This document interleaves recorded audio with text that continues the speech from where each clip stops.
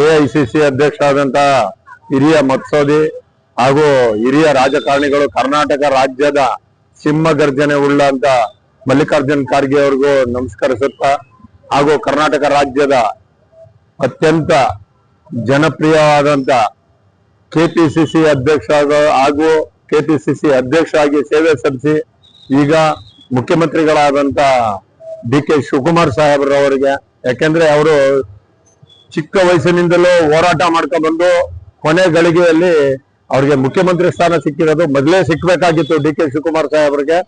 ಕಾರಣ ಏನಪ್ಪಾ ಅಂದ್ರೆ ಸಿದ್ದರಾಮಯ್ಯ ಸಾಹೇಬರು ಇರೋದ್ರಿಂದ ಕೆಲವೇ 2 ವರ್ಷಗಳಲ್ಲಿ ಡಿ.ಕೆ. ಶಿವಕುಮಾರ್ ಸಾಹೇಬರು ಕೊಟ್ಟಿದ್ದಾರೆ. ಯಾಕಂದ್ರೆ ಡಿ.ಕೆ. ಶಿವಕುಮಾರ್ ಸಾಹೇಬರು ಹಿಂದಿನಿಂದ ಹೋರಾಟ ಮಾಡ್ಕೊಂಡ್ ಬಂದಂತ ಒಂದು ಸಿಂಹ ಗರ್ಜನೆ ಹಾಕ ಬಂದಂತ ಡಿ.ಕೆ. ಶಿವಕುಮಾರ್ ಮುಖ್ಯಮಂತ್ರಿಗಳಾಗಿದ್ದಾರೆ.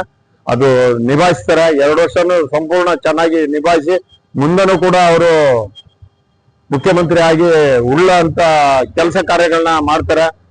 ಈಗ ಪ್ರಮಾಣ ವಚನ ಸ್ವೀಕರಿಸ್ತಿದ್ದಂಗೆ ಎಲ್ಲಾ ಸಮುದಾಯದ ಯೂತ್ಸ್ ಗಳಿಗೆ, ಹೆಣ್ಮಕ್ಳಿಗಿತ್ತು, ಎಸ್ಸಿ ಇತ್ತು, ಎಸ್ಟಿ ಇತ್ತು, ಹೆಣ್ಮಕ್ಳಿಗಿತ್ತು, ಆದ್ರೆ ಗಂಡ್ ಮಕ್ಳಿಗೆ ಇರ್ಲಿಲ್ಲ, ಕೊರಗಿತ್ತು. ಗಂಡ್ ಮಕ್ಳು ಕೇಳ್ತಾ ಇದ್ರು, ಯಾಕಂದ್ರೆ ಯೂತ್ಸ್ ಓದಂತ ಮಕ್ಳು ಎಲ್ಲಾ ಸಮುದಾಯದಲ್ಲೂ ಇದಾರೆ.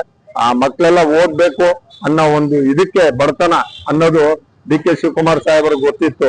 ಅದಕ್ಕೋಸ್ಕರ ಎಲ್ಲಾ ಮಕ್ಳಿಗೂ ಫ್ರೀ ಮಾಡವ್ರೆ. ಆದ್ರೆ ಈ ಕ್ಷೇತ್ರದಲ್ಲಿ ಈಗ ಮುಖ್ಯಮಂತ್ರಿ ಆಗಿದ್ದಾರೆ.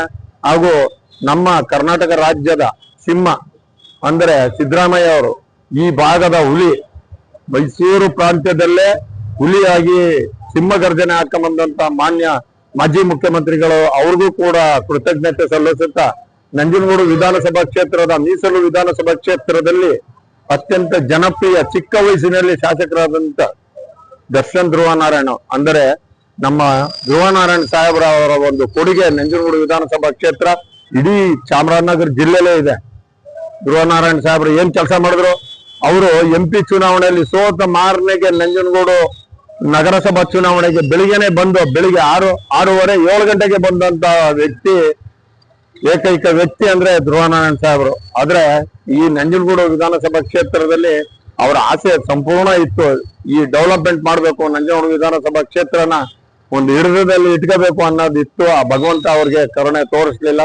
ಆದ್ರೆ ಪರವಾಗಿಲ್ಲ, ಇದ್ದದ್ರಲ್ಲೂ ನಮ್ಮ ದರ್ಶನ್ ಧ್ರುವನಾರಾಯಣ ಸಾಹೇಬ್ರು ಚಿಕ್ಕ ವಯಸ್ಸಿನಲ್ಲಿ ಶಾಸಕರಾಗಿ ಒಳ್ಳೆ ಎಲ್ಲ ಸಮುದಾಯನ ಒಟ್ಟಿಗೆ ಕೊಂಡೊಯ್ತಾ ಇರುವಂತ ದರ್ಶನ್ ಧ್ರುವನಾರಾಯಣ ಅವರಿಗೆ ಈ ಬಾರಿ ಮಂತ್ರಿ ಸ್ಥಾನ ಕೊಟ್ರೆ ಇನ್ನೂ ಹೆಚ್ಚಿನ ರೀತಿಯಲ್ಲಿ ಹಣ ಅಂತಸ್ತು ಎಲ್ಲ ಬರುತ್ತೆ. ಡೆವಲಪ್ಮೆಂಟ್ ಮಾಡ್ಬೋದು, ಕ್ಷೇತ್ರದ ಹಿಡಿತ ತಗೋಬಹುದು. ನಮ್ಮ ದರ್ಶನ್ ಧ್ರುವನಾರಾಯಣ ಸಾಹೇಬರ ಕೈಯ ಬಲಪಡಿಸಬೇಕೆಂದ ಹಾಲಿ ಮುಖ್ಯಮಂತ್ರಿಗಳಾದಂತ ಡಿ.ಕೆ. ಶಿವಕುಮಾರ್ ಅವರಲ್ಲಿ ವಿನಂತಿಸಿಕೊಳ್ಳುತ್ತೇನೆ. ನನ್ನ ಹೆಸರು ಎಂ ಗೋವಿಂದರಾಜು, ನಂಜನಗೂಡು ಟೌನ್ ಹಳ್ಳದಕೇರಿ. ನಾನು ಆಶ್ರಯ ಕಮಿಟಿ ಮೆಂಬರು ಆಗಿದ್ದೆ, ನಗರಸಭಾ ಮೆಂಬರು ನಮ್ಮ ಶ್ರೀಮತಿಯವರು ಆಗಿದ್ರು.